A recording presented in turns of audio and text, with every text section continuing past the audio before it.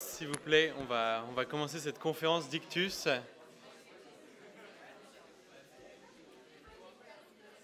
Messieurs les abbés, chers professeurs, chers étudiants, chers publics, au nom de l'ensemble de la pastorale Ictus, je vous remercie pour votre présence à cette conférence.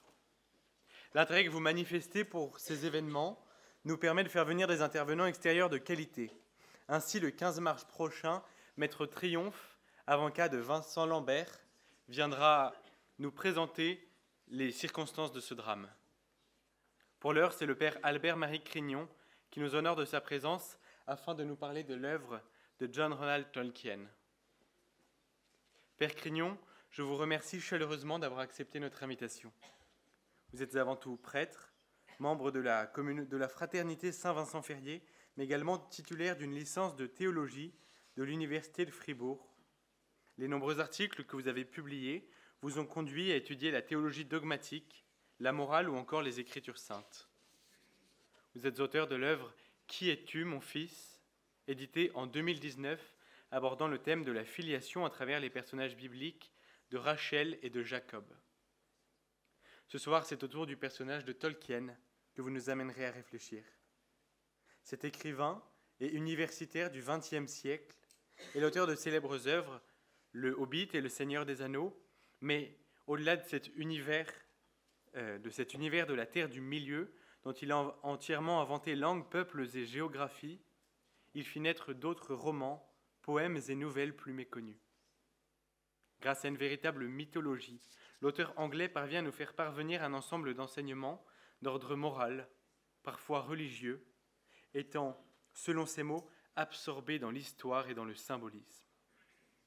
À travers vos propos, mon père, nous allons tenter de comprendre ce que les mythes peuvent traduire de la réalité. Tolkien, la vérité d'une féerie. En vous laissant la parole, je demande qu'il vous soit fait un accueil très chaleureux.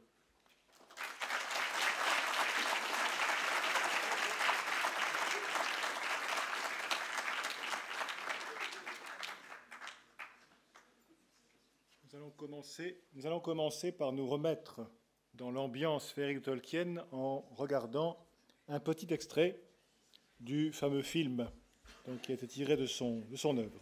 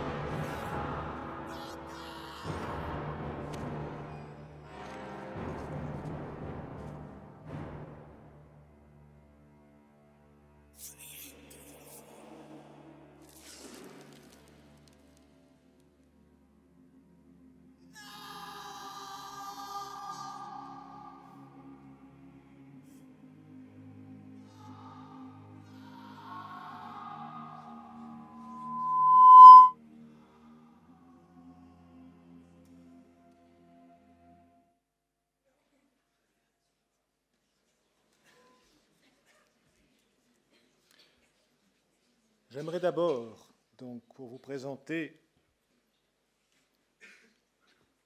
le sens de vérité contenu dans les mythes selon Tolkien, vous rappeler quelques éléments biographiques très rapidement.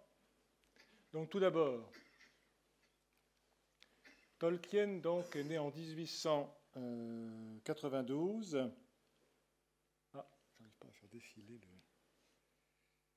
PowerPoint. Voyons. Ah, voilà. À Bloemfontein, à l'époque c'était l'État libre d'Orange en Afrique du Sud. Il a participé à la guerre des tranchées, Première Guerre mondiale, et puis il est devenu professeur de vieil anglais au Pembroke College d'Oxford. Il aimait, dès sa jeunesse, raconter des histoires à ses enfants, et c'est de là qu'est né le premier roman connu de lui, Le Hobbit. Une amie qui avait été enthousiasmée par la lecture du Hobbit l'a poussé à le publier. Il ne croyait pas trop à son succès, et finalement, de fait, Le Hobbit a eu un grand succès, et c'est ce qui a amené la maison d'édition HarperCollins à lui demander une suite. Et c'est de cette fameuse suite du Hobbit qu'allait finalement sortir Le Seigneur des Anneaux, après 12 ans de travail. Donc il est devenu entre-temps, à la fin de la Guerre mondiale, professeur de langue et littérature au Merton College d'Oxford, et c'est 10 ans après la Première Guerre qu'il parviendra enfin à publier cette œuvre immense, Le Seigneur des Anneaux. Il est mort à Bournemouth en 1973, et son autre grande œuvre, Silmarillion, sera publiée en 1977 par son fils Christopher à titre posthume.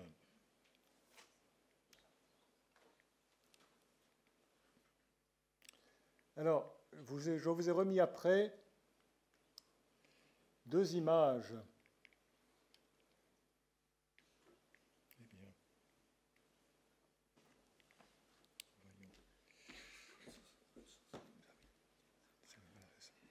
Deux images des fameux collèges d'Oxford, c'est ces bâtiments médiévaux qui n'ont quasiment pas changé depuis le Moyen-Âge et qui donnent un petit peu l'idée du milieu dans lequel s'est forgé petit à petit l'imaginaire de Tolkien. Donc les deux collèges où il a enseigné, Pembroke College et Merton College à Oxford. Alors maintenant, quelle idée se faisait-il de la féerie, ce qu'il appelle la féerie? D'où vient, selon Tolkien, que depuis la nuit des temps, les hommes racontent des histoires fantastiques, produisent des contes de fées, des mythes? Il s'en est expliqué dans un essai célèbre, Fiery, dont vous avez ici une édition récente. Il explique d'abord que l'imagination humaine est sous un rapport illimité. Elle puise ces images dans le monde réel, mais à partir de là, elle peut indéfiniment les associer ou les dissocier à son gré. Elle peut, comme dit Tolkien dans une lettre, mettre le feu flambant dans le ventre du dragon froid. Mais il y a une raison plus profonde encore.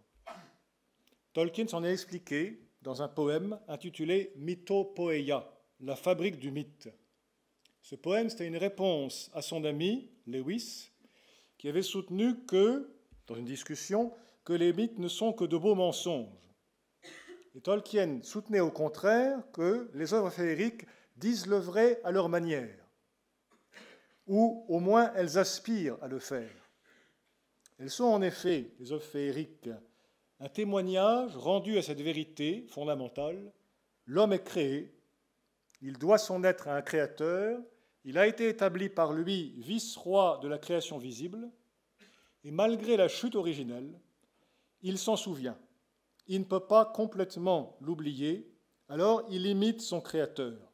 Il crée des mondes secondaires, il devient sous-créateur. Pour Tolkien, la source première de la féerie, c'est cela, le désir de sous-création, d'imiter le créateur. Vous avez ici un extrait, une traduction française de ce fameux poème, Mythopoeia. Le cœur de l'homme ne sait pas mentir. Du sage unique, toujours quelque sagesse il retire. Et toujours il s'en souvient, quoiqu'il soit depuis longtemps un étranger. L'homme n'est pas entièrement perdu ni entièrement changé. S'il a perdu la grâce, il trône encore, et les haillons de sa propre royauté ornent son corps. Son domaine sur le monde, il le garde par l'acte de créer. Il y a là clairement, bien sûr, une allusion au péché originel, à la chute originelle. Tolkien, qui avait perdu tôt sa mère dans son enfance, a toujours eu un sentiment très profond de perte. Pour lui, toute l'histoire humaine, au fond, c'est l'histoire d'une perte inévitable. L'homme est déchu, il a perdu la lumière originelle, il s'est séparé de son Créateur, mais il sait qu'il y a une espérance qu'à la fin, il le recouvrera. Et en attendant, il tente de retrouver quelques fragments de cette lumière perdue à travers la sous-création. L'homme sous-créateur, de qui se diffracte d'un unique blanc, tant de couleurs diaprées à l'infini et sans fin sont combinées en des formes vivantes qui voyagent d'esprit à esprit. L'homme aspire donc, effectivement, à devenir sous-créateur. Pour Tolkien, la féerie ne s'oppose pas à la raison. Au contraire, elle l'exige. Plus la raison est claire et exigeante, plus elle sera porteuse de vérité. Séparée de la raison, au contraire, la fantaisie, pour lui, n'est qu'une illusion malsaine. C'est cette sous-création qui va aider l'homme à percevoir la vérité de la création, à entrer en ses profondeurs, si l'on peut dire, si elle est faite selon la raison. Alors, quels sont, selon Tolkien, justement les fruits d'une féerie bien faite? Il y en a 3 pour lui. Évasion, recouvrement, consolation. Là, je vous donne en somme le contenu principal de la conférence sur les contes de fées dont est sorti le livre dont je vous ai donné la page de garde tout à l'heure. Premier fruit, l'évasion. Alors là, vous avez une précision importante. L'évasion, oui, mais, dit Tolkien, il ne faut pas confondre la fuite du déserteur avec l'évasion d'un prisonnier. Celui qui utiliserait la féerie comme une sorte de drogue, un moyen d'oublier une réalité oppressante en se réfugiant dans un monde artificiel, celui-là, ce serait effectivement un fuyard, un déserteur. Mais ce n'est pas ça. Il ne s'agit pas de ça pour Tolkien. Il faut se rappeler que Tolkien a composé son fameux Seigneur des Anneaux alors qu'il voyait émerger la civilisation industrielle, technicienne, machiniste, qui petit à petit allait tout envahir dans la vieille Europe, dans les années 40. Il a compris qu'il y avait là un énorme danger pour l'homme. Réduire le monde à ce qu'il croit en connaître parce qu'il peut le maîtriser et l'utiliser à son profit. Et donc, il s'agira de s'évader justement non pas du monde réel, mais de ce monde artificiel et étriqué dans lequel l'homme moderne est tenté de s'enfermer comme dans une prison. Voilà, je vous ai mis sous les yeux un passage de la conférence qui dit très bien cela. Vous voyez, l'idée que les automobiles sont plus vivantes que, mettons, les centaures ou les dragons est curieuse. Mais qu'elles sont plus réelles que, disons, les chevaux, c'est pathétiquement absurde. Qu'une cheminée d'usine est donc réelle, qu'elle est étonnamment vivante en comparaison d'un orme. Un orme, cette pauvre chose désuète, ce rêve immatériel d'un maniaque de l'évasion. Donc ensemble, vous voyez ce que veut dire Tolkien. Croire pour l'homme, croire qu'il y a plus de réalité dans ce qu'il fabrique lui-même, à partir de sa propre science, sa propre technique, que dans ce que fait le Créateur, c'est absurde. C'est vraiment renverser complètement l'ordre des choses. Il y a nécessairement infiniment plus de réalité, de pensée, de mystère dans ce que Dieu fait que dans ce que l'homme fait. Et c'est pourquoi il est très dangereux pour l'homme de s'enfermer uniquement dans un univers dont il est la seule source et le seul maître. L'univers de la machine, en somme. Et donc, un des premiers fruits de la féerie réussie, ce sera d'aider l'homme à sortir de ce monde artificiel dans lequel l'homme est en train de s'enfermer. Alors ensuite, de là découlera le deuxième fruit, le recouvrement. Qu'est-ce que c'est que le recouvrement? Qu'est-ce qu'il s'agit de recouvrir pour Tolkien? Il entend par là, je vous l'ai mis ici, la capacité de poser sur le monde un regard neuf, admiratif, émerveillé, devant la beauté et le mystère du monde. Le fait de posséder les choses, dit-il, de les réduire à ce qu'elles ont d'utile ou d'agréable pour nous, ça les avilit, ça les rend banales, sans intérêt. Du coup, nous ne savons plus les regarder. Il faut, dit-il, nettoyer nos vitres, de façon à ce que les choses clairement vues soient débarrassées de la grise buée de la banalité. Cette banalité, c'est une sanction de l'appropriation. Les choses qui sont banales sont celles que nous nous sommes appropriées, légitimement ou mentalement. Nous disons les connaître, nous les avons prises dans nos mains, puis enfermées dans nos tiroirs, nous les avons acquises, et cela fait, nous avons cessé de les regarder. Vous voyez qu'ici, on commence déjà à toucher à des thèmes qui vont être au cœur de Seigneur des Anneaux, justement. Le désir de tout s'approprier, de tout maîtriser, de tout dominer, de tout ramener à une question de pouvoir. Voir dans les choses extérieures uniquement une source de pouvoir, un moyen d'affirmer la puissance. Le désir donc de posséder les choses pour son seul profit, en cessant de les regarder, de les admirer, de les contempler, finalement les détruit, et détruit celui qui pose ce regard. La féerie, en introduisant l'homme dans un monde secondaire plein de merveilleux, invite son lecteur à poser sur le monde un regard désintéressé, contemplatif, qui s'émerveille devant le mystère de l'être.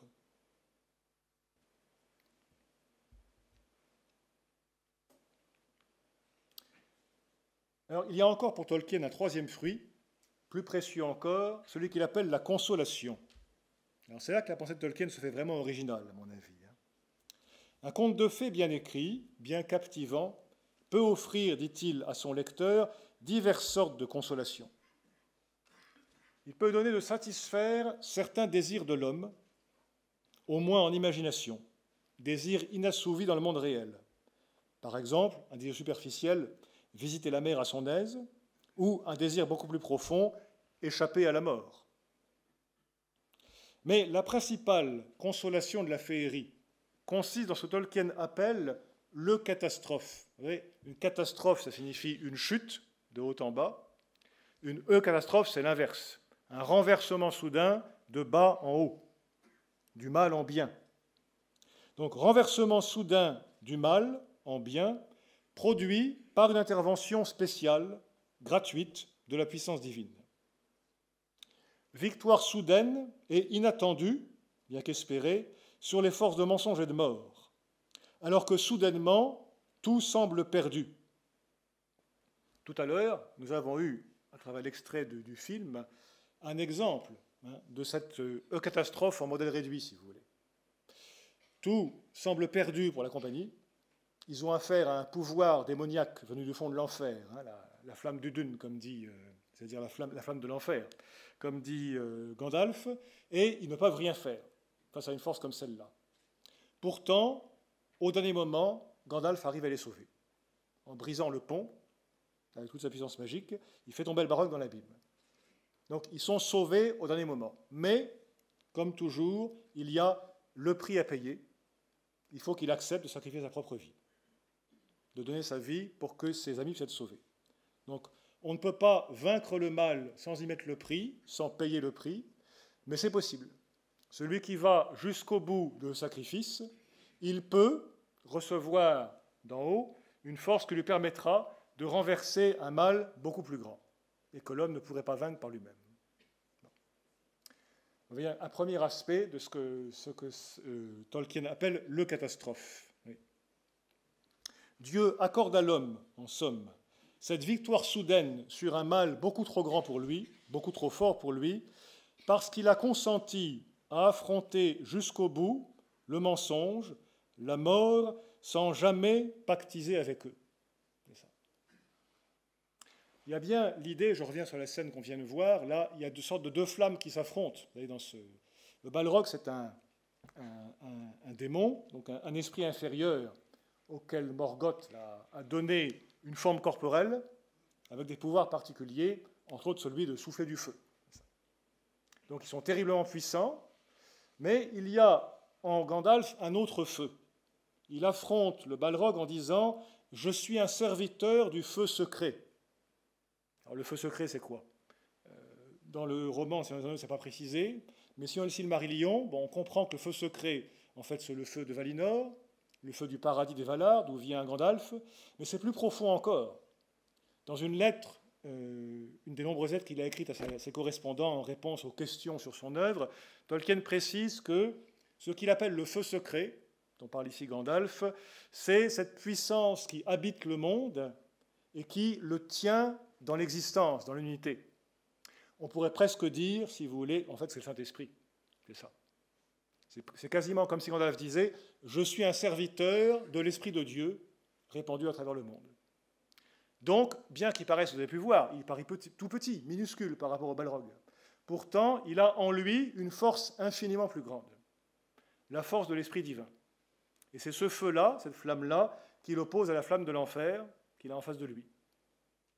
Mais donc, il faut qu'il accepte d'être réduit à très peu de choses, à presque rien, et à faire le don de sa vie, et alors se déploie en lui cette puissance divine qui lui permet effectivement de sauver au dernier moment ses amis. Et c'est un peu la même chose qui arrivera à Frodon à la fin, puis à Aragorn également. Voilà. Enfin, on reviendra sur ce thème très important, vous voyez. Donc, le fruit le plus précieux, selon Tolkien, de la féerie, c'est de faire pressentir à l'homme déchu, à l'homme mortel, que, dans l'histoire humaine, le dernier mot n'appartient pas au mal et à la mort, en dépit des apparences. Vu de l'extérieur, l'histoire humaine peut sembler être une longue défaite, une longue suite de défaites. Nous avons affronté la longue défaite, dira Galadriel en résumant l'histoire des elfes. Mais le dernier mot de l'histoire, ce n'est pas la mort, c'est la résurrection. Le catastrophe féerique, c'est comme un avant-goût de la résurrection. Ce que Tolkien appelle un aperçu fugitif de la joie, une joie qui est au-delà des murs du monde. Et c'est vrai que lorsqu'on lit la fin sur les Anneaux, avec l'aigle, vous savez, qui survole Minas Tirith et qui chante votre capitaine est vainqueur, il a franchi la porte noire, il reviendra régner sur vous. On ne peut pas penser à la résurrection, évidemment, c'est ça. Le capitaine qui franchit la porte noire et qui revient pour régner, c'est le Christ, bien sûr. Donc la féerie, bien réalisée, artistiquement réalisée, avec une raison saine et élevée par la foi, peut donner un aperçu de cette joie finale, cette joie de la victoire finale du bien sur le mal, que le chrétien ne peut pas ne pas espérer. Mais alors ça nous amène à la question, maintenant donc, en quel sens un conte de fées est vrai selon Tolkien? Comment la féerie va-t-elle tenter de faire pressentir ces choses, ces vérités-là? Alors, la réponse est à deux niveaux selon Tolkien. Il y a d'abord une réponse simple au niveau artistique. Une féerie vraie, c'est une féerie dans laquelle le monde suscité par le sous-créateur là, a une consistance interne qui le rend crédible. Il pourrait exister. Il a ce qu'il faut pour exister. On pourrait dire qu'il est digne d'exister.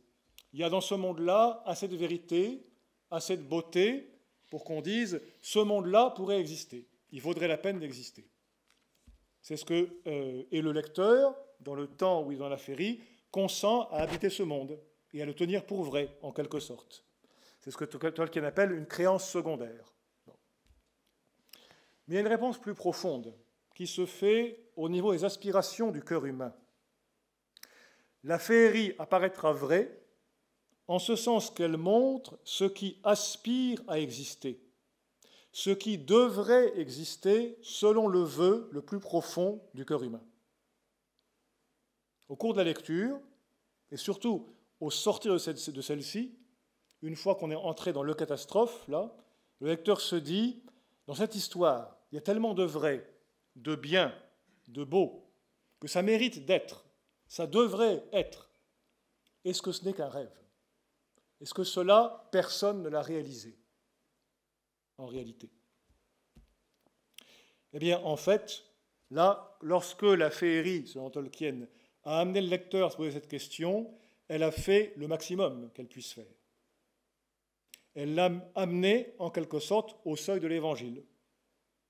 Et si le lecteur se tourne effectivement vers l'Évangile et l'écoute, il pourra conclure avec Tolkien, eh bien, effectivement, ce que je pressentais, ce que je désirais, le Seigneur l'a fait, en bien mieux encore dans le monde primaire, le monde réel, notre monde. Il l'a réalisé. Le Silmarillion et le Seigneur des Anneaux, c'est la féerie d'un sous-créateur, mais l'Évangile, dit Tolkien, c'est la féerie du Créateur. Et la résurrection, c'est le catastrophe par excellence, celle que le Créateur a réalisée dans le monde réel.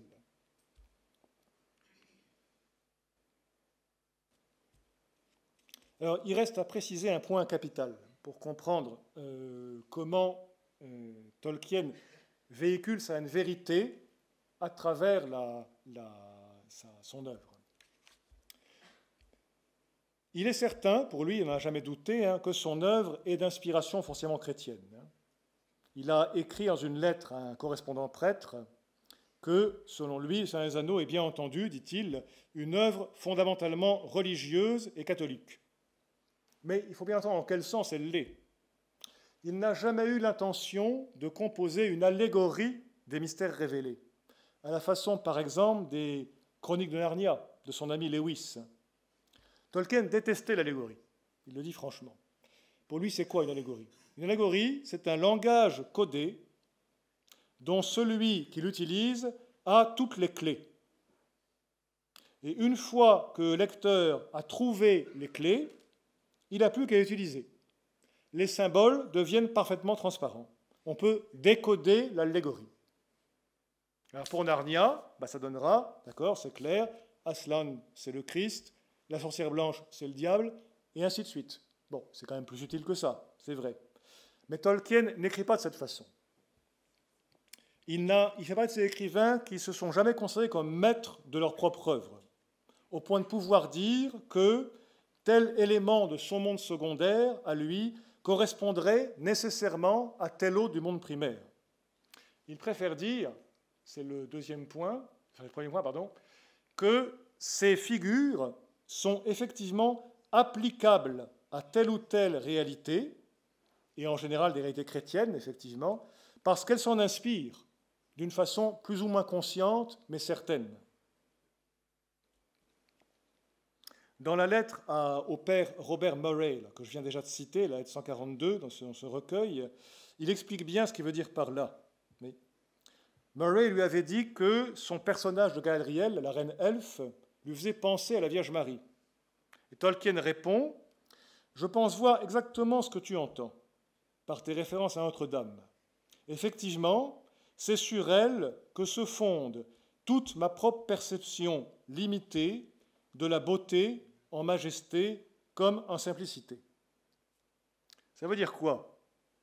Tolkien n'a pas du tout conçu Galadriel comme une allégorie de la Sainte Vierge. Ce n'est pas son but. Il ne s'est pas dit « il me faut dans mon récit une image de la Sainte Vierge, ce sera Galadriel ». Non, ça va pas marcher comme ça. En fait, il a laissé venir Galadriel, elle s'est formée dans son imagination, il l'a mise en scène, lui a donné de vivre, et il découvre, lui le premier, l'auteur, qu'effectivement, elle ressemble à la Vierge Marie, par bien des traits. Dans cette ère qu'il explique, mais c'est normal en fait. C'est normal parce que, voilà, mon idéal de la beauté, en simplicité et en majesté, en même temps, c'est la Vierge Marie.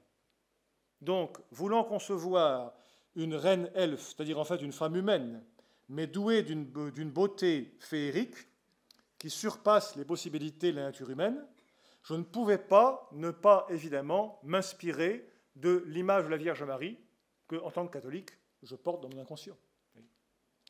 Donc, voilà. Il a, sans le chercher vraiment, il a laissé venir en lui une imitation féerique de la Vierge Marie. On peut le dire comme ça, en effet. Et du coup, ça devient applicable à la Vierge Marie. Ce n'est pas une allégorie maîtrisée et voulue comme telle par l'auteur. Et évidemment, cette façon de concevoir les choses, elle a un grand intérêt. c'est qu'elle permet d'une part de mieux respecter la liberté du lecteur, c'est à lui de voir, de chercher, de trouver quelles applications il peut faire de la féerie par rapport au monde primaire. Ce n'est pas commandé par l'auteur, si vous voulez. Et en même temps, dans une œuvre comme les Chroniques de Narnia de Lewis, le problème, c'est qu'une fois que vous avez assigné à tel personnage tel rôle, il le garde. Et c'est tout. Il ne pourra pas le partager. Aslan, c'est le Christ. Du coup, il remplit le rôle du Christ, lui seul. Tandis que dans une œuvre comme Seigneur des Anneaux, comme en fait le symbolisme n'est pas consciemment recherché par l'auteur, mais qui montre des profondeurs de son imagination, si vous voulez, il se diffuse partout.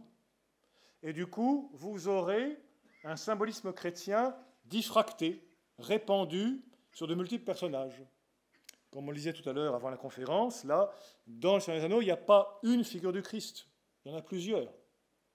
Il y a des traits christiques dans Gandalf, dans Aragorn, dans Frodon, un peu partout, dans certains héros en particulier, bien sûr. Mais il n'y en a pas un qui remplirait le rôle du Christ à lui seul et qui l'empêcherait aux autres de dire aussi quelque chose de ce qu'est Jésus-Christ.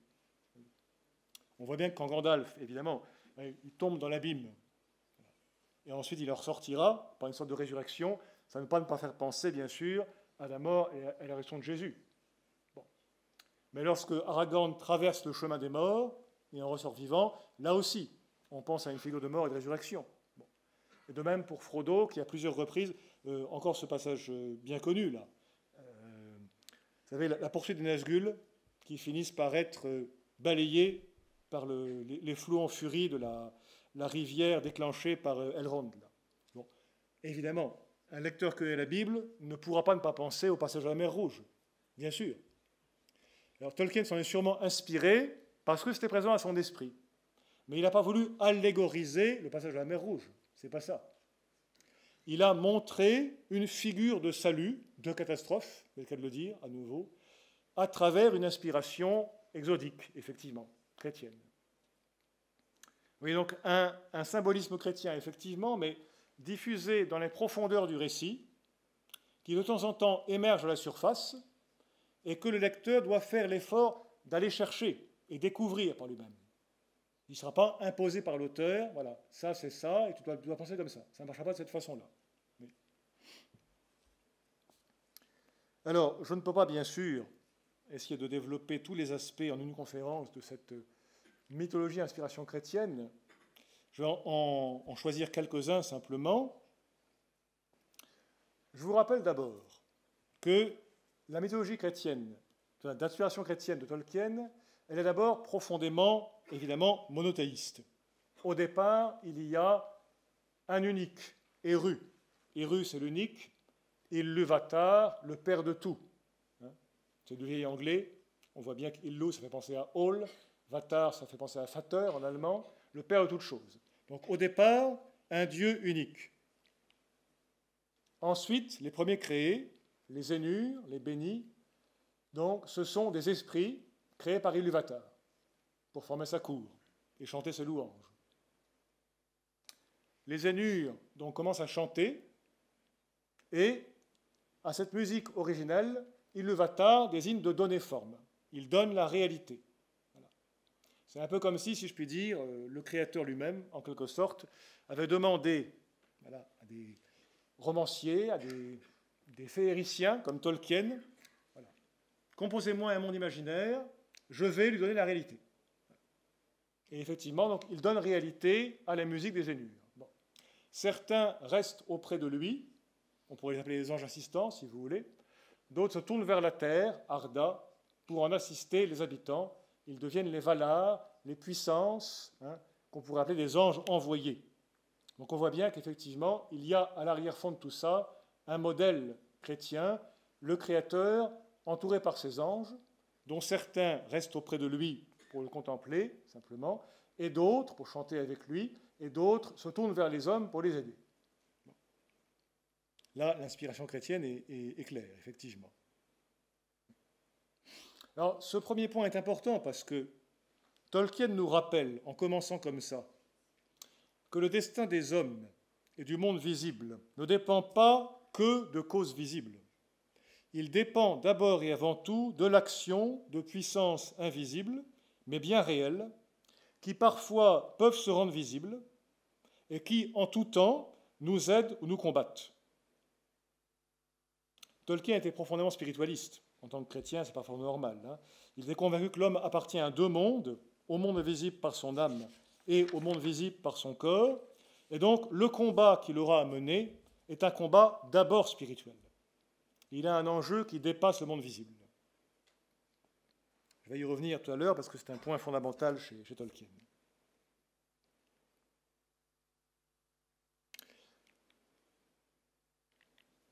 Alors, vous savez qu'une invention de Tolkien consiste en ce que, avant le 4e âge, comme il l'appelle, l'âge de la domination des hommes, plusieurs races paraissent sur la Terre et préparent l'avènement de ce règne des hommes. Ce sont les elfes, les premiers-nés de l'unique, en Arda, et puis aussi les nains et les hobbits ou semi-hommes. Alors pourquoi ces races imaginaires, elfes, hobbits, à la fois si proches de l'homme, somme toute, et en même temps très différents? Ça, Tolkien s'en est lui-même clairement expliqué. Les elfes, les nains, les hobbits, dit-il, ce sont autant d'images de l'homme, d'images de la nature humaine, avec ses virtualités, ses aspirations, diverses et complexes. Alors les elfes, que représentent-ils de l'humanité? Qu'est-ce qu'ils font voir de l'humanité? Ils représentent, dit-il, les aspects artistiques, esthétiques, scientifiques de la nature humaine. On les trouve, tout ça, chez eux. Ils sont passionnés de savoir, de science, d'art, de poésie, mais en même temps, ils sont libérés de certaines limites qui sont propres à l'homme déchu, et en particulier de la mortalité. Alors Tolkien se fait une idée assez subtile et fine de la mortalité et l'immortalité. Les elfes sont immortels chez lui, en ce sens qu'ils durent autant que le monde dure. Ils durent avec le monde. Et Tolkien pense qu'il doit y avoir à la fin un renouvellement du monde, et donc une disparition du monde présent, et une transformation profonde de la condition des elfes. Il ne dit pas laquelle, mais pour eux aussi, ils sont en chemin vers quelque chose d'autre. Mais ce chemin, pour eux, dure aussi longtemps que le monde dure, alors que pour l'homme, il ne fait qu'y passer brièvement. Donc, si vous voulez, l'elfe, c'est un peu comme un homme dont les capacités intellectuelles, scientifiques, artistiques auraient été surélevées et délivrées des limites propres à la mortalité. C'est un peu ça. Du coup, voilà, ça magnifie l'homme du côté de son âme, ce qui est spirituel. Ça ne veut pas dire que les elfes sont parfaits sous tout rapport. Bon, ils ont des limites, ils peuvent être tués. Et surtout, ils partagent avec les hommes ce trait fondamental, ils sont moralement faillibles. Ils peuvent tomber dans le mal, comme tous les êtres créés. Ils peuvent devenir orgueilleux, égoïstes, possessifs à l'excès. C'est le drame du Silmarillion, cela. Ils peuvent se figer dans l'amour de leurs œuvres, au point de ne plus respecter un des caractères essentiels du monde, à savoir sa finitude, sa corruptibilité, le fait d'être soumis au devenir, à la destruction. Tolkien explique bien dans une de ses lettres que la tentation des elfes, c'est de se comporter en embaumeur, comme il dit. Ils figent les choses dans un état qui leur plaît et ils tentent de le soustraire au devenir, à la durée. Toujours conserver la même chose dans le même état de beauté, de perfection qu'ils apprécient. Ne pas consentir à ce que ça passe et à ce que le monde passe. Un peu, dit-il, comme un homme qui détesterait une histoire très longue et qui voudrait s'arrêter une fois pour toutes dans un chapitre qu'il aime et ne pas aller au-delà. Donc il y a l'idée, une idée très, très enracinée chez Tolkien, qu'un des éléments de la sagesse humaine, c'est d'accepter la mortalité, d'accepter que le monde passe, d'accepter qu'on passe soi-même. Refuser ça, c'est dangereux. Et c'est la tentation des elfes, effectivement. Tenter de figer ce qui n'est pas fait pour être figé. Parce qu'il faut que le monde aille vers son renouvellement final. On pourrait dire en somme que, pour Tolkien, celui qui se dépasse par la science, par l'art, qui fait des œuvres vraiment belles, Celui-là, il est sagement elfique. Il surmonte la mort, autant qu'il peut être donné à un homme mortel. Mais celui qui fuirait dans un rêve esthétique, qui deviendrait égoïste et possessif par rapport à ses œuvres, qui refuserait qu'elles puissent disparaître, qui doivent les quitter, celui-là, il serait sottement elfique. Je vais faire une caricature d'elfe, si vous voulez. On pourrait dire que la tentation des elfes, c'est le transhumanisme, en quelque sorte. Faire sortir les hommes des limites que le Créateur leur a imposées et qui sont nécessaires, finalement, à leur épanouissement.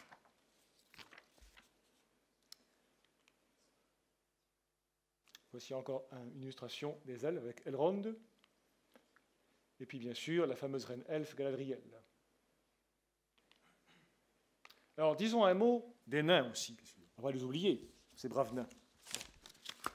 Eh bien, eux, vous savez que entre nains et elfes, en général, ça ne marche pas très fort. Ils sont un peu à couteau tiré, souvent. C'est normal, parce que eux, ils symbolisent, les nains, le côté corporel, terreux, glaiseux de la nature humaine. Ils ont le désir de travailler la terre, d'en tirer les richesses, de bâtir une demeure solide qui défie le temps. Donc ils sont petits, bien sûr, petits et proches du sol. Ils sont robustes, habiles maçons et forgerons, excellents orfèvres. Ils vivent dans les montagnes et les cavernes. Ils sont courageux, durs à la peine. Ils ont beaucoup de qualités, ces nains. Mais ils peuvent être terriblement entêtés, rancuniers et tomber dans une convoitise effrénée que symbolisent les dragons, n'est-ce pas? Le dragon, c'est ça, hein, la concupiscence de l'or pour l'or. Avoir de l'or, de l'or, de l'or, toujours plus d'or et rien en faire. C'est le dragon, effectivement. C'est la maladie des nains. Vous savez que c'est ce qui a provoqué le malheur de Thorin dans le Hobbit. Un trop grand amour de l'or.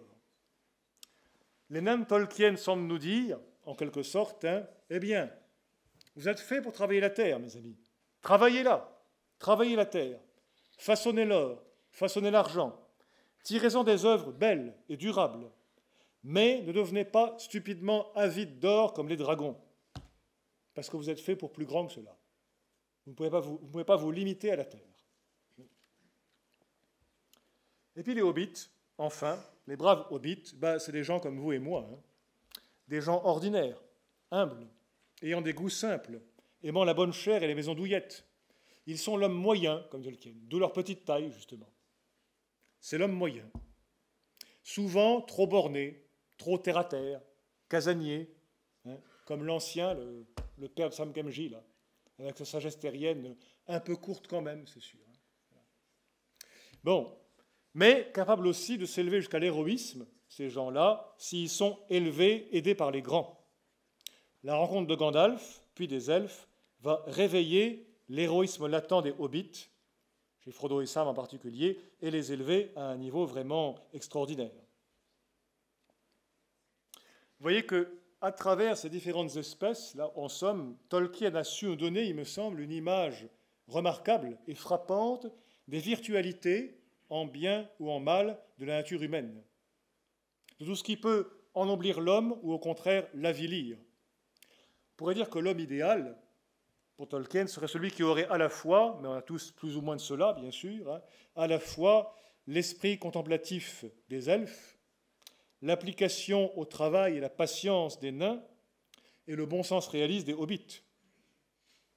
Et en réunissant une compagnie qui est faite de 2 hommes, 4 hobbits, un elfe, un nain, autour de Gandalf, qui est comme l'ange gardien à la terre du milieu, dans une lutte contre Sauron, Tolkien semble dire à ses lecteurs, ne négligez rien de ce qui est en vous, cultivez vos dons les meilleurs, du côté du corps, du côté de l'esprit, et puis laissez finalement la grâce de Dieu, signifiée par Gandalf, celui qui vient d'ailleurs, l'ange en quelque sorte, les purifier et les élever. Si vous faites ainsi, vous contribuerez effectivement à faire reculer le mal et grandir le bien dans le monde.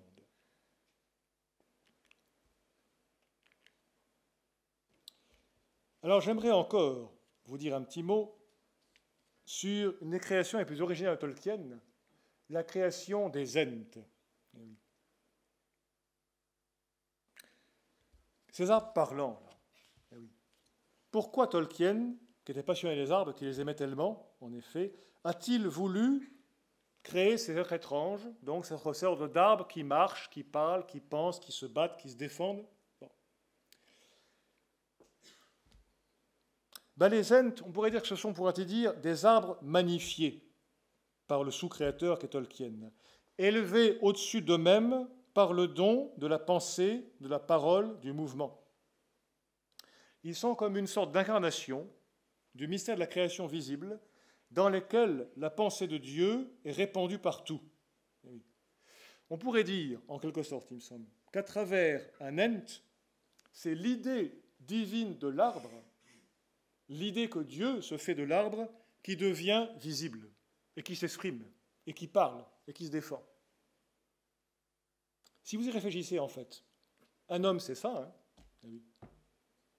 Un homme qui est à la fois chair et esprit, qui a l'intelligence et la liberté, qui peut se comprendre lui-même et se dire, s'exprimer, qui peut défendre sa propre existence, qui peut la perfectionner librement ou l'avilir. Ben, c'est une créature étonnante qui a la capacité de révéler activement et même d'améliorer, en quelque manière, l'idée que Dieu a de lui. Voilà. Si on voulait demander à un arbre qu'est-ce qu'il est, pourquoi il existe, quelle est sa raison d'être, en fait, il faudrait précisément qu'il puisse faire cela, qu'il puisse penser, parler, agir comme un homme. Humaniser un arbre, c'est une façon de rappeler à un monde tenté par le machinisme et le matérialisme, attention, un arbre, ce n'est pas simplement des planches de bois à découper pour en faire du papier ou autre chose. C'est d'abord une pensée de Dieu, une pensée divine qui s'est manifestée à travers cette forme étonnante et vivante qu'est l'arbre. Et donc, à travers la révolte des Ents contre Saruman, c'est en somme la révolte de la création méprisée contre la tentation du machinisme, qui veut tout réduire à ce qui est utilisable, fabricable, source de profit pour l'homme. Je crois que c'est bien ça qu'il a voulu dire, effectivement, à travers une création telle que les Ents. Alors j'aborde maintenant mon dernier point. Dans ce monde sonore de Tolkien, il est clair que la lutte du bien contre le mal joue un rôle absolument fondamental. À l'arrière-fond de Tolkien, de toute son œuvre, il y a cette conviction. Il y a un bien et un mal objectifs, fondés sur la nature des choses. L'homme est vraiment soumis à une loi naturelle, dont le premier précepte est « fais le bien, évite le mal ». Fais ce qui contribue au bien intégral de ta personne et celle du prochain, et de tous les hommes, refuse ce qui sûrement te détruit, ou détruira les autres, ou détruira le monde. L'homme a donc en tout temps le devoir de discerner le bien du mal, et de choisir le bien quoi qu'il en coûte, même au prix de sa vie. Et là, il y a un dialogue vraiment fondamental à cet égard, qui exprime parfaitement cela dans le Seigneur des Anneaux. Vous savez, c'est le grand dialogue assez long dans la plaine de Rohan, entre Aragorn et puis Éomer, le premier maréchal de la Marche, des Rohirrim. Éomer pose la question à Aragorn. Quel destin apportez-vous du Nord? Aragorn de répondre, le destin du choix. Vous devez choisir de lutter contre Sauron ou d'être son complice. Il n'y a pas de neutralité possible.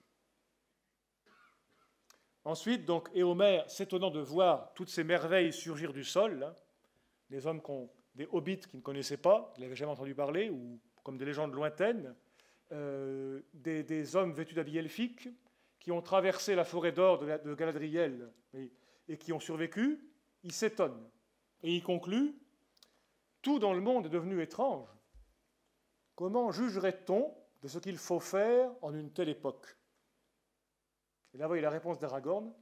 Comme on a toujours jugé, le bien et le mal n'ont pas changé depuis l'année dernière. Et ils ne sont pas différents chez les elfes ou les nains ou chez les hommes. Il appartient à l'homme de les discerner, aussi bien dans la forêt d'or que dans sa propre maison. Ce qui veut dire que pour Tolkien, le combat contre le mal est d'abord spirituel. Et les victoires d'ordre moral sont bien plus décisives que les victoires militaires. Ça, c'est un point. Alors, il y a un bel essai qui a été consacré à ce sujet, je vous le recommande, par Matthew Dickerson, université américain, sous le titre Following Gandalf, où il montre qu'au-delà de toutes les batailles physiques importantes, assurément, qu'on trouve dans le Seigneur des Anneaux, ce qui est beaucoup plus fondamental, ce sont les batailles morales. Est-ce qu'on résistera ou non à l'ascension de l'anneau? Est-ce que, oui ou non, on succombera à cette tentation? Tous les moments décisifs de l'histoire tiennent finalement à une victoire morale, une victoire de ce genre, ou à une défaite morale. On a eu tout à l'heure un exemple de ce combat-là. Au moment où Gandalf affronte le Balrog, il est face à ce choix moral critique pour lui. Est-ce qu'il consent, oui ou non, à risquer sa vie pour sauver ses amis? Parce que s'il meurt, s'il perd son corps, il ne pourra pas le recouvrer, en tout cas pas tout seul, pas sans l'aide du Créateur, ce qui va arriver effectivement. Donc, s'il consent à perdre ce corps qu'il a assumé pour aider les hommes du milieu, il consent à l'écroulement de tous ses plans. En apparence, si lui meurt, tout est perdu. Il n'y a plus de victoire possible en Sauron. Pourtant, il comprend que c'est son devoir d'affronter le Balrog, parce que lui seul peut le faire. Il y consent. Et il y perd la vie. C'est une défaite apparente. En vérité, pour Tolkien, c'est une victoire. Il a remporté la victoire sur le plan moral. Il a été jusqu'au bout du don de lui-même. Et par conséquent, il a pu effectivement mettre ses amis sur le chemin de la victoire. Oui. Toutes les victoires décisives sont d'abord des victoires morales chez Tolkien. Alors maintenant, pourquoi justement l'anneau est-il si dangereux chez Tolkien? Parce que dans le Silmarillion, il y a une très belle expression, Tolkien explique que Eru, le créateur, a fait aux Valar d'abord, et ensuite aux elfes et aux hommes, et à toutes les créatures qu'il a faites, un don précieux entre tous. Ce don, c'est ce qu'il appelle la flamme immortelle. La flamme immortelle, c'est quoi? En fait, on pourrait dire, c'est la liberté. C'est le fait d'être esprit, et par conséquent, libre et maître de soi-même, de sa vie. C'est la prérogative divine par excellence, celle par laquelle l'homme ressemble plus à son Dieu, à son Créateur. Voilà. Eh bien, ce qui est vraiment pervers, justement, dans l'anneau de Sauron, c'est qu'il a précisément pour but d'enlever aux hommes, à toute créature, ce don-là. Les asservir au point qu'elles n'ont plus de volonté personnelle. Et c'est ce qui arrive aux Nazgûl. Ils n'ont plus de volonté propre. Ils ne peuvent vouloir que ce que veut leur maître. Rien d'autre. Ils ont perdu la flamme immortelle. D'où leur existence spectrale, réduite à rien, pourrait-on dire. Et donc, la grande tentation pour les personnages de la Seigneur des Anneaux, ce sera d'utiliser cette force-là. Une arme intrinsèquement mauvaise. Parce que son pouvoir, sa force, réside sur le fait d'asservir les volontés, justement. Ce n'est pas simplement la force physique, c'est vraiment pénétrer la volonté d'autrui et s'en emparer. Ça, c'est, on pourrait dire pour Tolkien, l'immoralité par excellence. Le péché majeur, on peut dire. Tenter d'enlever à l'autre totalement sa liberté. Prendre la place de Dieu, en quelque sorte. Bon. Et donc là, le discernement ultime, si je puis dire, entre bon et mauvais dans le Seigneur des Anneaux, se fera entre ceux qui succombent à cette tentation et ceux qui, au contraire, y résistent. Bon. La puissance, c'est ça, hein, une volonté insatiable de tout dévorer, de tout absorber en soi, voilà, n'exister plus que soi, finalement. Alors il est séduisant. Quoi de plus séduisant? L'anneau est beau. Eh oui, le mal est beau, apparemment, il est séduisant. Quoi de plus séduisant pour la liberté que ce pouvoir immense qu'on lui offre? Et il peut être légitime de désirer la force pour servir une bonne cause. Seulement, la force pure et simple, la force sans amour ni sagesse, elle ne produit que destruction. C'est pour ça que Gandalf refuse catégoriquement de servir l'anneau. Non, je ne veux pas. Ce serait la force pure, la force brute, la force pour la force. Je ne veux pas ça. Je ne veux pas de force séparée de la sagesse et de l'amour. Mieux vaut, beaucoup mieux, être apparemment très faible, mais se demeurer dans la sagesse du Créateur, que apparemment très fort comme Sauron, mais n'accepter aucune limite, et se prendre pour Dieu. Ça conduit à la destruction. La faiblesse irrémédiable de Sauron, et qui provoquera sa chute, c'est ça finalement. Il ne comprend pas la racine de tout bien, de toute vérité, de tout être. Cette racine, c'est l'amour gratuit, désintéressé du Créateur. Il n'imagine pas une seconde que les ennemis puissent refuser le don du pouvoir. Et ils peuvent le refuser, parce que pour eux, l'amour gratuit est premier, justement. Et pour Sauron, c'est une absurdité. Donc du coup, ne comprenant pas ça, finalement, il est tombé dans son propre piège. Quant à Frodon, de son côté, on pourrait dire que pour lui, voilà, c'est le problème inverse. D'un côté, il est clair qu'il est petit, trop petit. Il n'est pas de taille, évidemment, un hobbit, tout petit hobbit, à affronter le Mordor, les Nazgûl, les hordes d'orques. Et pourtant, Gandalf dit clairement au début, vous avez été choisi pour ça. C'est votre mission. Alors, comment pourra-t-il gagner? En consentant à être petit, à être faible et impuissant, en renonçant à servir de la force que l'anneau propose, et alors il permettra à une autre force, la force venue d'un autre, justement, de l'habiter et de lui permettre de remporter ainsi, à travers lui, la victoire. Eh oui. Ce sont effectivement, chez Tolkien, les êtres les plus faibles, apparemment les plus impuissants, qui remportent les plus grandes victoires. Vous en avez ici un bel exemple. Le terrible roi d'Angmar, le chef des Nazgûl, n'est pas abattu par Gandalf, même si à un moment ils s'affrontent, du moins ils sont prêts à s'affronter. Il est abattu par une femme, Éowyn, et avec l'aide d'un tout petit hobbit, Merry.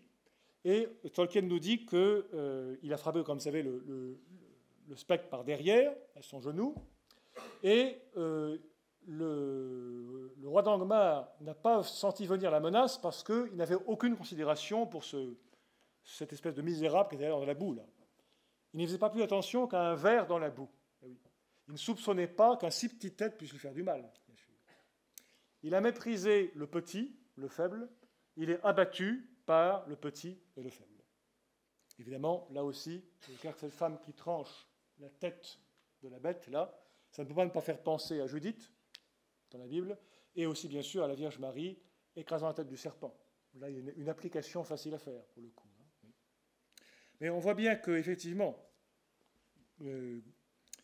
Tolkien a voulu exprimer cette vérité fondamentale pour lui. Ce qui permet la victoire sur le mal, c'est justement le fait que les petits, les faibles, consentent à leur impuissance, ne tentent pas de s'emparer à tout prix de la force dont ils pensent avoir besoin, et en consentant ainsi à aller au bout du don d'eux-mêmes, ils se finissent par être habités par une force divine qui leur permet effectivement de renverser le mal. Alors, je ne veux pas trop prolonger la conférence. Il faudrait dire encore un petit mot, cependant, sur un dernier aspect qui me paraît très important, mais je ne pourrais pas trop le développer. La place de la mort, justement, la mort et l'immortalité dans l'œuvre de Tolkien. Je vous l'ai dit, il y a clairement, dans l'œuvre de Tolkien, toutes sortes de figures, d'un côté de la mort, de l'autre de la résurrection. Alors, des figures de la mort, elles sont très nombreuses. Tolkien lui-même a dit, dans une de ses lettres les plus importantes, à mon avis, il a déclaré à un de ses lecteurs qu'à son avis, le thème vraiment central dans Seigneur des Anneaux, c'est pas seulement en tout cas, la tentation du pouvoir, le machinisme, la sorcellerie, c'est encore plus profondément la mort et l'immortalité. Alors la mort, elle est très fréquente, effectivement. C'est l'œil de Sauron que nous voyons ici. C'est le Balrog qu'on a vu au début, là, ce démon de l'enfer, au-dessus de l'abîme, qui va aspirer Gandalf. C'est les Nazgûl. À un moment, lors du siège de Minas Tirith, lorsque le chef Nazgûl affronte Gandalf, il lui dit « Pauvre fou, ne sais-tu pas reconnaître la mort quand tu la vois ?» Comme s'il disait « Je suis la mort ». Il est vraiment la mort incarnée, pourrait-on dire. Gollum, bien sûr. Enfin, Gollum, une des créations les plus originales et plus remarquables de Tolkien. Lui aussi. Alors, il faut affronter ces différentes morts, il faut leur faire face, mais pour ceux qui vont au bout du don d'eux-mêmes, voire jusqu'au don de la vie, eh bien, cette mort débouche effectivement sur, à travers le catastrophe, sur ce qu'on pourrait appeler une résurrection. Et il y a effectivement beaucoup de figures de résurrection dans l'œuvre de Tolkien, notamment toutes ces scènes de réveil. Le réveil de Frodon après le passage de Gelubríden, le réveil d'Éowyn tiré du sommeil maléfique du souffle noir par Aragorn, dont vous avez ici une image. Et puis bien sûr, Gandalf, au plus haut point, qui paraît presque glorifié après son retour, sa rentrée en scène dans son retour de l'abîme. Il a passé par le feu et la mort, comme le dit lui-même. Alors je conclus maintenant cette conférence. Est-ce qu'on peut dire, au bout du compte, que la féerie de Tolkien est effectivement une féerie chrétienne? Alors, je dirais, il y a deux façons dont elle l'est. Premièrement, par mode d'allusion à différents éléments de l'Évangile qu'on trouve à la surface de l'histoire. Il y a effectivement, ici et là, dans les Anneaux, des allusions très claires à tel ou tel aspect de l'Évangile. Par exemple, Frodon percé par une lance, c'est un fait caractéristique. Éowyn tranchant la tête donc de la monture monstrueuse du chef Nazgûl, par exemple.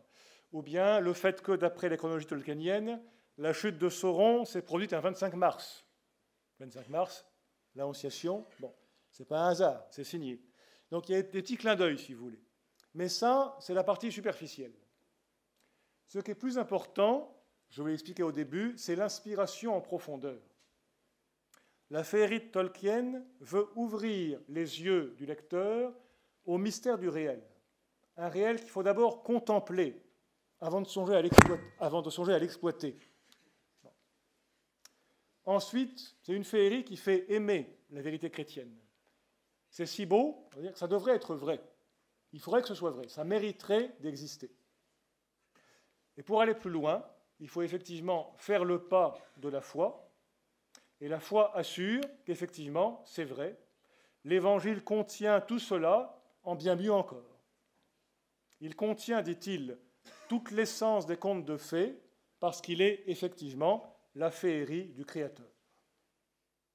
Je vous remercie.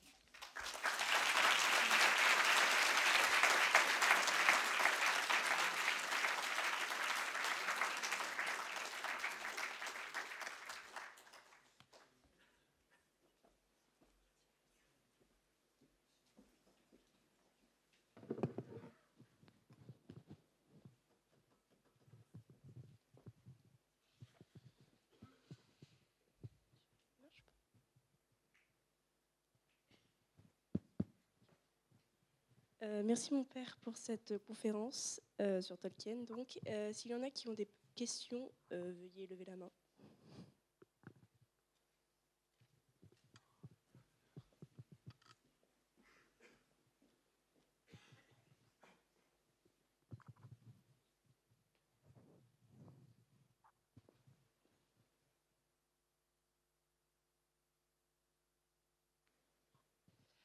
Bonsoir, merci pour cette intervention. J'avais juste une question. Vous avez parlé de la vision de l'humain à travers les races elfiques, naines, etc. Et je me demandais où est-ce que vous placiez Gollum dans cette vision en fait, de l'humain à travers les races. C'est une simple question. Merci. Je dirais que... Oui, le micro est toujours là. Gollum, comme vous savez, Tolkien explique qu'à l'origine, c'est un hobbit, en fait. Il est de la même race que Frodo et Bilbo et les autres. Voilà. C'est un hobbit qui a été terriblement dégradé, avili, abîmé par une longue possession de l'anneau, qui a fini par s'emparer de son esprit et produire dans sa personnalité une sorte de cassure, une division interne peut-être irrémédiable, voilà, ce qui fait qu'il est à jamais partagé entre la partie d'ombre de lui-même et puis la partie qui demeure encore saine. Donc, Gollum, c'est effectivement une figure de ce que le mal peut faire à un homme lorsque un homme qui est plutôt petit, qui est un homme ordinaire, un hobbit, effectivement, et qui se laisse complètement dévorer par l'appétit de pouvoir que le mal lui offre. Dans une lettre, un de ses lecteurs, Tolkien expliquait que, à travers des êtres comme Gollum d'un côté, comme Nazgûl de l'autre, il a voulu en somme montrer les effets différents, mais également destructeurs, que le mal peut avoir chez les hommes selon qu'ils sont plus ou moins grands, si vous voulez. S'ils sont petits, comme les hobbits, ça donnera une chose pitoyable, grotesque, absurde, comme un Gollum. Mais s'ils sont grands, ce sera pire encore. Ça en fera des sortes de démons, des spectres, à la façon des Nazgûl. Donc c'est toujours une destruction, une sorte de perte de réalité, mais qui a des effets très divers selon qu'elle touche des personnes très petites, très proches de la Terre, ou très grandes. Soit ça devient une sorte de démon, si vous voulez, soit une espèce de larve ridicule. Voilà, oui. Dans les deux cas, effectivement, la puissance d'avilissement du mal apparaît terrible. Donc Gollum, c'est un peu une image, si vous voulez, de ce que le mal peut faire de l'homme ordinaire, lorsqu'il prend complètement possession de lui. Merci mon père. J'ai une question aussi. Merci pour cette conférence. C'est une question un peu d'ordre philosophique sur l'inspiration éventuellement de certains philosophes de Tolkien. Ce qui est saisissant, je vais préciser ma question, c'est ce qui est saisissant dans ce que vous avez dit, ce qui apparaît, c'est un homme assez anti-moderne, c'est-à-dire qui va faire une sorte de primat de la contemplation sur la pratique, sur le faire, et aussi un primat de l'acte d'être, vous disiez au début, et la contemplation de cet acte d'être sur toute une forme de rationalisme. Et on ne peut pas s'empêcher de penser, en tout cas, que, comme il est au XXe siècle,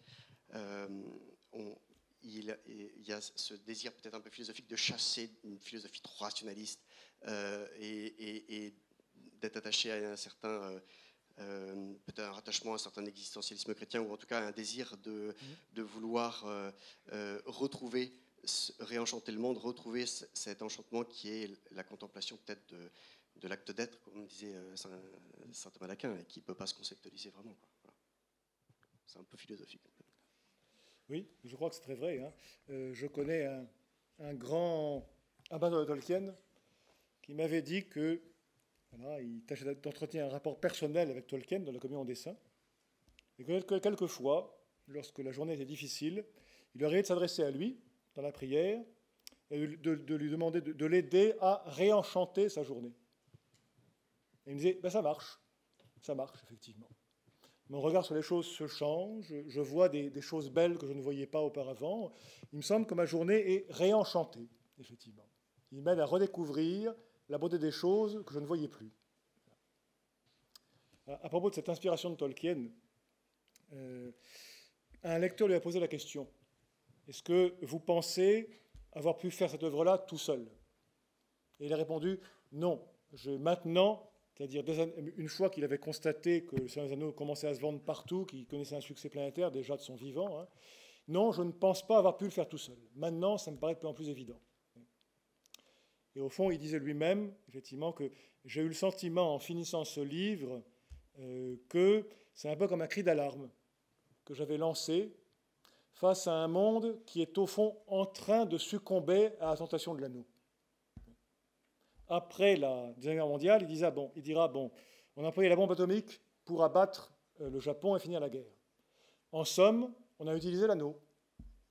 Nous avons renversé le Sauron de l'époque, voilà, Hitler. Nous l'avons renversé en utilisant un moyen intrinsèquement immoral, la bombe atomique. Est-ce qu'on a gagné alors? Tolkien répondait clairement, non, je crois qu'on n'a pas gagné. Militairement, oui, on a gagné. Moralement, qui pourra dire jusqu'où ira la corruption morale qui sera entraînée par le fait d'avoir utilisé une arme pareille pour vaincre le... Là, on est vraiment effectivement au cœur du sujet. Avec la...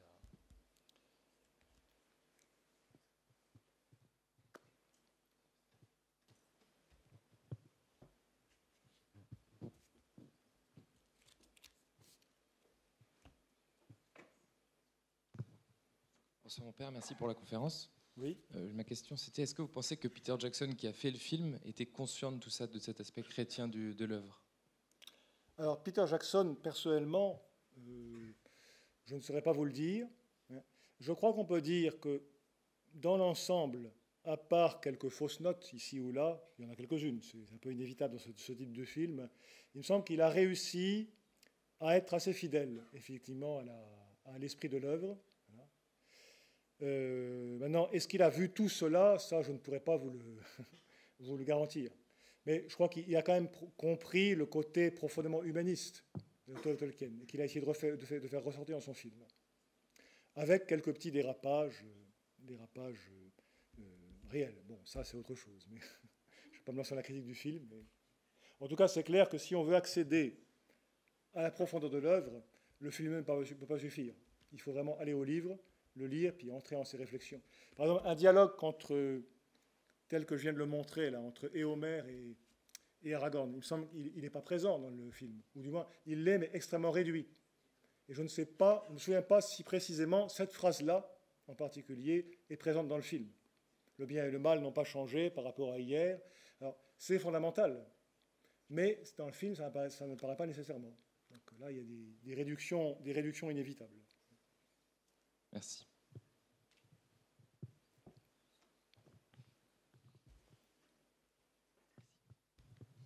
Bonsoir mon père. Oui. Comme vous nous l'avez montré, l'œuvre de Tolkien est empreinte d'une grande foi. Est-ce qu'on sait si dans sa vie, si cette foi et de quelle manière cette foi s'est traduite dans sa vie? Comment elle s'est traduite? D'après ce que j'en sais, alors il avait été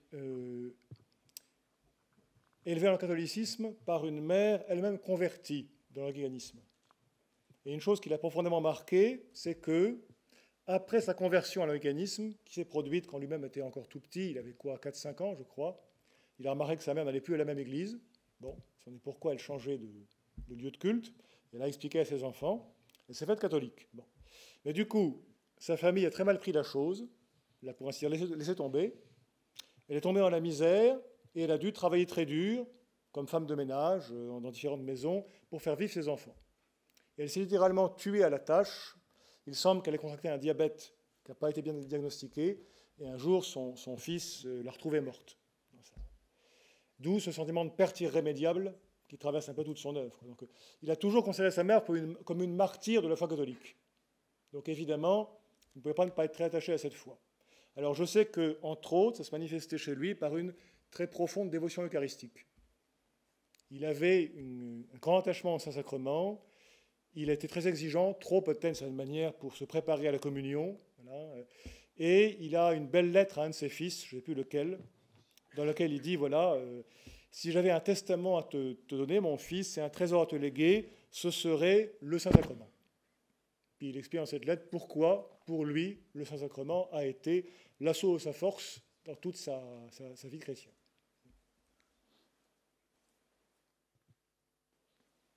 Oui.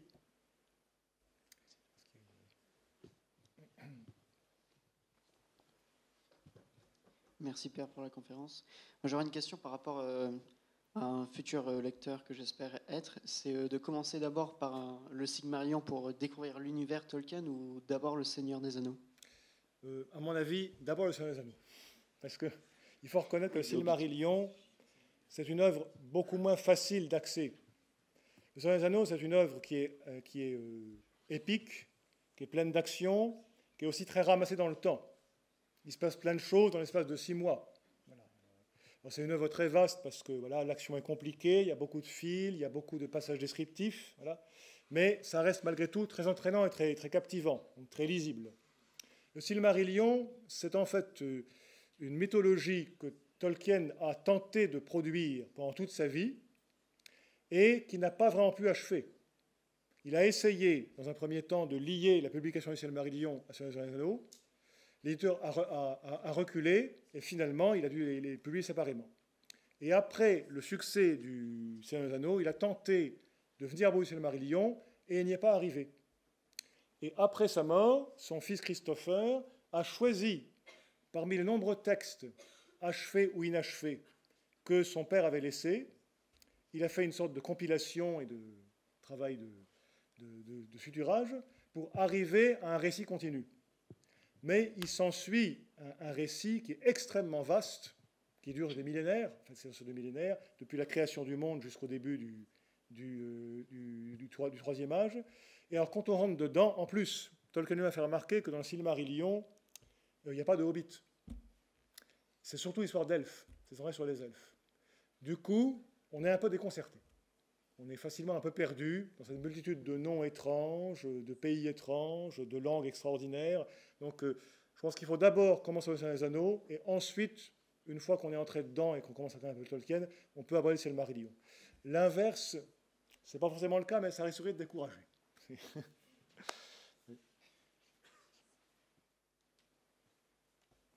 Oui. Merci mon père pour votre conférence. Je partage avec vous ce que vous avez présenté, hein, mais je suis quand même un peu dérangée par le fait que vous souteniez vraiment son essai sur la féerie et de lire ceci. L'Évangile contient toute l'essence des contes de fées. Ça me dérange un peu. Oui. Il faudrait préciser qu'est-ce qui vous paraît curieux dans cette formule. Mais l'Évangile, c'est quand même la parole de Dieu. Oui. Mais les contes de fées, c'est les tréfonds de nous-mêmes. Enfin, les artistes et donc les écrivains nous donnent à lire le livre de leur vie d'une manière, même à travers les fictions. Oui. Et comment dire, l'omniprésence de la mort dans Le Seigneur des Anneaux m'a toujours indiqué, et vous l'avez confirmé, la souffrance de Tolkien. Oui, oui. Oui, alors quand il dit que l'Évangile contient toute l'essence des contes de fées, il faut comprendre cela en fait. Pour lui, ça veut dire, donc je le comprenne, hein, ça veut dire que dans l'Évangile, on trouve réalisé par le Créateur d'une manière telle que lui seul pouvait le faire, tout ce que les auteurs de contes de fées ont jamais pu imaginer et désirer. Le vœu, si vous voulez, de l'auteur des contes de fées se trouve parfaitement réalisé, et mieux encore, dans l'Évangile par le Créateur lui-même. Et alors, justement, une des différences visibles entre ce que peut l'homme et ce que peut Dieu, je dirais, c'est que au niveau du conte de fées, on ne peut pas montrer vraiment, je veux dire, une victoire parfaite sur la mort. Ou si on tentait de le faire, ça aurait l'air bizarre, artificiel, pas convaincant, si vous voulez. Et donc, je crois que vous souvenez quelque chose de vrai, d'une certaine manière. Tolkien montre que parce que le conte de fées est l'œuvre d'un homme limité, mortel et déchu, il peut donner un pressentiment de ce qui devrait être, ce qui devrait venir à la fin, la vraie victoire sur le mal. Il peut le faire désirer, effectivement. Il ne peut pas vraiment la montrer. S'il tente de le faire, il ne sera pas crédible, parce qu'il n'est qu'un homme, après tout. Mais il peut faire pressentir que, effectivement, dans le monde réel, quelqu'un de plus grand l'a fait, et ça, c'est ce que raconte l'Évangile. Oui. Je vous remercie. Oui.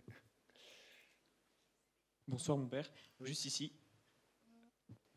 Oui, pardon. Merci. Quelle place pour la rédemption dans Le Seigneur des Anneaux? Parce qu'on peut penser à Boromir ou à l'Armée des Morts, mais pas mal d'autres personnages comme le roi de Minas Tirith ou même Gollum et les Nazgûl connaissent une fin tragique. Et voilà. Quelle est la place donc de cette espérance dans la foi chrétienne? Alors, Matthew Dickerson, là, dans le livre dont j'ai parlé, consacre quelques bonnes pages à cette question.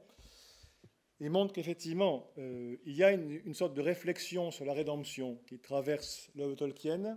Alors, selon son propos bien arrêté, il ne veut pas employer un vocabulaire trop explicitement chrétien. Chez lui, c'est volontaire.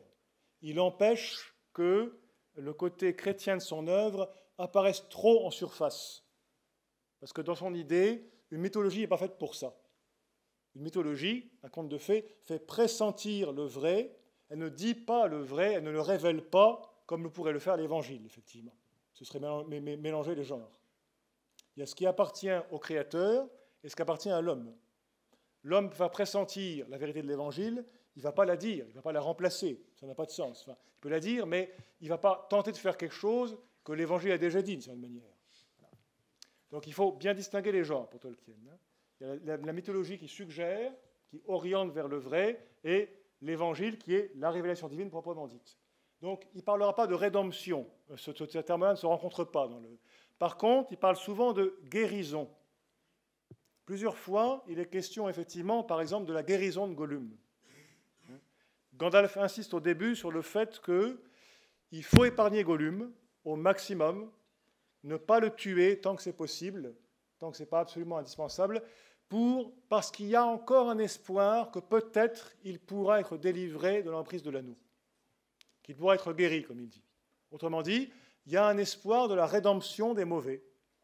Ils peuvent, peut-être, avec l'aide des bons, arriver à briser l'ensorcellement du mal et à se convertir, en somme. C'est ça, effectivement. Et on voit que pour Gollum, c'est presque fait. En tout cas, il s'en approche. Mais il manque le salut d'un cheveu, par sa faute, effectivement, ainsi aussi un peu par la faute de Sam. Donc Gollum, pour Tolkien, c'est un peu un cas typique. Un homme très profondément dégradé par le mal, qui pourrait pourtant, ce n'est pas complètement impossible, être racheté, qui semble s'acheminer vers sa guérison, et qui, à un moment, finit par le manquer. Et à la fin, l'image finale fait penser à la damnation, effectivement. Remarquez à ce sujet, je me rappelle qu'un lecteur avait posé la question à Tolkien, qu'est-ce que vous pensez du sort éternel de Gollum? Puis il avait répondu, écoutez là mon ami, ce n'est pas à moi de le dire, hein. Je laisse ça au Seigneur, c'est lui qui juge. Ce que je peux vous dire, c'est que dans mon monde à moi, il a manqué sa rédemption. Gandalf et d'autres, et Frodon ont tout fait pour essayer de faire en sorte qu'il puisse être racheté. Finalement, il ne l'a pas été, en partie à cause de Sam, qui n'y croyait pas vraiment. Par contre, un homme comme Boromir, là, il l'est. Lorsque Boromir meurt, il dit à Aragorn, j'ai échoué. Aragorn lui répond, non, vous avez réussi. Moralement, il a gagné. Il est racheté, il a surmonté la tentation de l'anneau, et il a racheté sa faute en donnant sa vie pour les hobbits. Donc la rédemption, elle est présente à cet égard, elle existe. Bonsoir mon père. Oui. Vous avez associé Gandalf à un ange. Est-ce que Saruman pourrait être associé à un ange déchu? Oui, c'est un peu ça aussi. En fait, Gandalf et Saruman, qui sont-ils? Dans le Seigneur des Anneaux, ce n'est pas dit clairement, mais ailleurs, dans ses lettres ou dans d'autres œuvres, on voit que ce sont effectivement des esprits habitant à l'origine en Valinor, avec les Valar, et envoyés par eux pour venir en aide à la Terre du Milieu, au moment où la menace de Sauron se fait grandissante. Bon. Alors, ils s'incarnent, et alors, ça c'est une pensée typiquement tolkienienne, le fait qu'ils prennent un corps, d'un côté, va leur permettre d'interagir avec les hommes, les elfes, les nains, avec les corporels, mais de l'autre, va aussi limiter leur pouvoir. Et c'est volontaire. Il faut que leur pouvoir soit limité. Ils doivent l'être parce que leur rôle n'est pas d'abord d'imposer le bien avec leur puissance, mais d'aider les autres à le faire, en déployant leur propre puissance. Donc il faut que leur pouvoir à eux soit limité. Et alors Saruman, c'est un homme qui a oublié, enfin un homme, un esprit incarné, si vous voulez, qui a oublié cela, qui est tombé dans l'orgueil, et qui, à la fin, a fini par se dire, bon, je vais faire le bien à mon idée, qu'ils le veuillent ou qu'ils ne le veuillent pas. C'est moi le sage, eux, c'est les idiots, je sais comment il faut faire pour mettre le monde en ordre, donc, voilà, je veux le pouvoir, je veux l'anneau, et avec ça, je ferai un monde parfait. C'est tout à fait typique comme tentation. Donc, ce sont tous les deux, effectivement, des esprits d'ordre inférieur par rapport aux valeurs, si vous voulez, des anges inférieurs, incarnés et accessibles à la tentation du mal.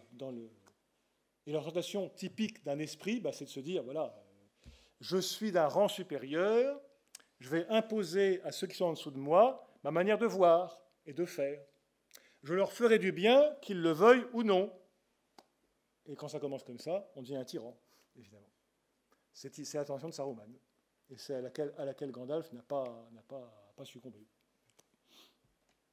Oui, bonsoir mon père. Oui. Je reviens sur la question de la dame, la précédente, sur l'histoire des contes de fées. Oui. Contient toute l'essence des contes de fées. Moi aussi, j'adhère pas du tout. Les évangiles, oui, ça raconte la vie apostolique du Christ. Oui. Donc, je vois pas le rapport avec les contes de fées. Pour moi, les contes de fées, c'est l'imaginaire. On peut faire passer tout et n'importe quoi, des choses très bonnes comme des choses mauvaises. Mais les évangiles, c'est la vie apostolique du Christ, c'est les conseils donnés par le Christ, les paroles qui sont rapportées, ses actions. Mais conte de fées, je ne vois pas le rapport. Le conte de fées, d'après ce que j'ai tenté d'expliquer ici dans Chant Tolkien, c'est une sorte de fenêtre, si vous voulez, à travers laquelle l'homme tente de voir dans la réalité des choses qu'habituellement il ne voit pas, ou qu'il ne voit plus, ou qu'il a du mal à voir.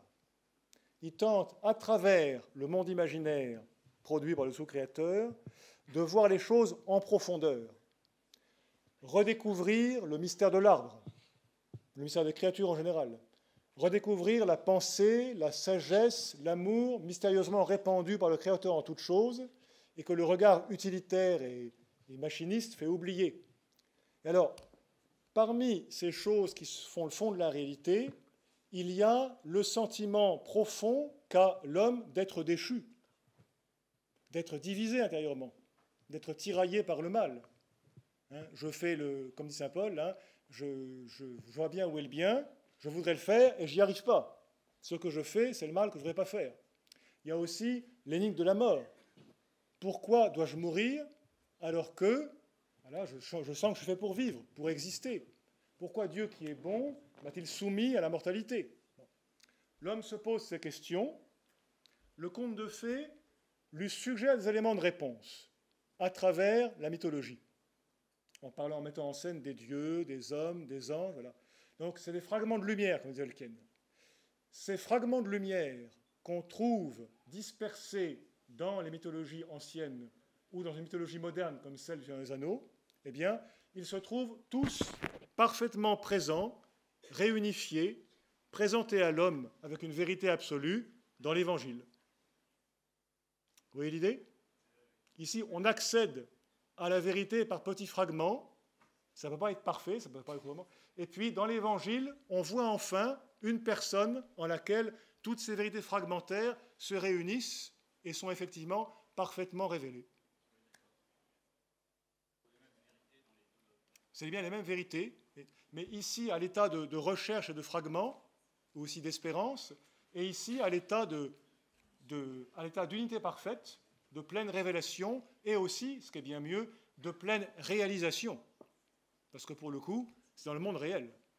C'est plus seulement l'imaginaire. C'est bien foncièrement la même vérité au bout du compte.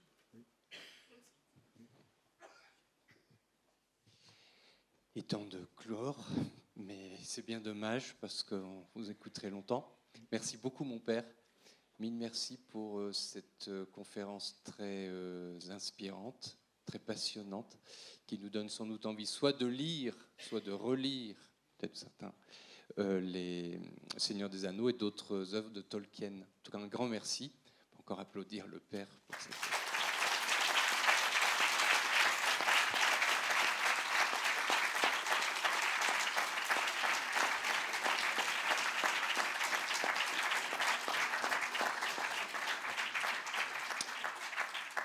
Et on a coutume de terminer par une prière. Vous voudrez bien nous bénir à la fin, Père, s'il vous plaît. Au nom du Père et du Fils et du Saint-Esprit. Amen. Je vous salue, Marie, comblée de grâce. Le Seigneur est avec vous. Vous êtes bénie entre toutes les femmes. Et Jésus, votre enfant, est béni. Sainte Marie, Mère de Dieu, priez pour nous, pauvres pécheurs, maintenant et à l'heure de la mort. Amen, Amen, Alléluia. Benedictio Dei omnipotentis, Patris et Filii et Spiritus Sancti, descendat super vos et maneat semper. Voilà, bonne soirée à tous. Merci beaucoup.